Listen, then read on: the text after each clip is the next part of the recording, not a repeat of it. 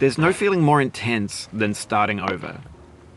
If you deleted your homework the day before it was due, as I have, or if you left your wallet at home and you have to go back after spending an hour in the commute.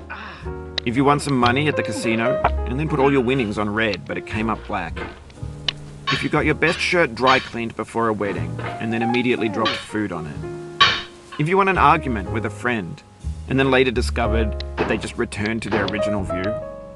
Starting over is harder than starting up. If you're not ready for that, like if you've already had a bad day, then what you're about to go through might be too much. Feel free to go away and come back. I'll be here. Alright, thanks for coming with me on this trip. I'll understand if you have to take a break at any point. Just find a safe place to stop and quit the game. Don't worry, I'll save your progress, always, even your mistakes. This game is a homage to a free game that came out in 2002, titled Sexy Hiking. The author of that game was Jazuo, a mysterious Czech designer who was known at the time as the father of B games. And B games are rough assemblages of found objects. Designers slap them together very quickly and freely, and they're often too rough and unfriendly to gain much of a following. They're built more for the joy of building them than as polished products.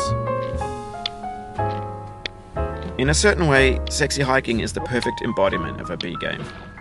It's built almost entirely out of found and recycled parts, and it's one of the most unusual and unfriendly games of its time. In it, your task is simply to drag yourself up a mountain with a hammer. And that act of climbing, in the digital world or in real life, has certain essential properties that give the game its flavor. No amount of forward progress is guaranteed. Some cliffs are too sheer or too slippery. And the player is constantly, unremittingly in danger of falling and losing everything. Anyway, when you start Sexy Hiking, you're standing next to this dead tree that blocks the way to the entire rest of the game. It might take you an hour to get over that tree, and a lot of people never got past it. You prod and you poke at it, exploring the limits of your reach and your strength, trying to find a way up and over. And there's a sense of truth in that lack of compromise. Most obstacles in video game worlds are fake. You can be completely confident in your ability to get through them once you have the correct method or the correct equipment or just by spending enough time.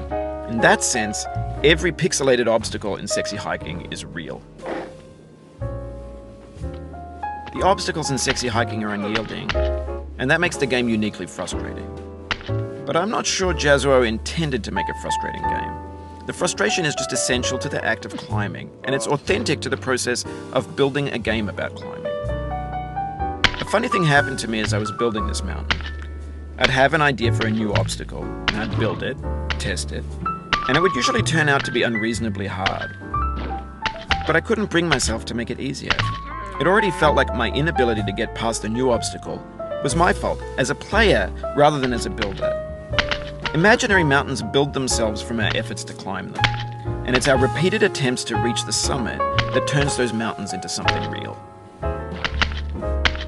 When you're building a video game world, you're building with ideas, and that can be like working with quickset cement. You mold your ideas into a certain shape that can be played with, and in the process of playing with them, they begin to harden and set until they're immutable, like rock. And at that point, you can't change the world.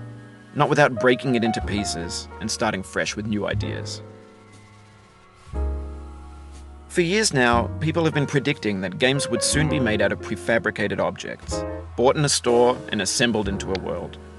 And for the most part, that hasn't happened, because the objects in the stores are trash. I don't mean they look bad or that they're badly made, although a lot of them are. I mean they're trash in the way that food becomes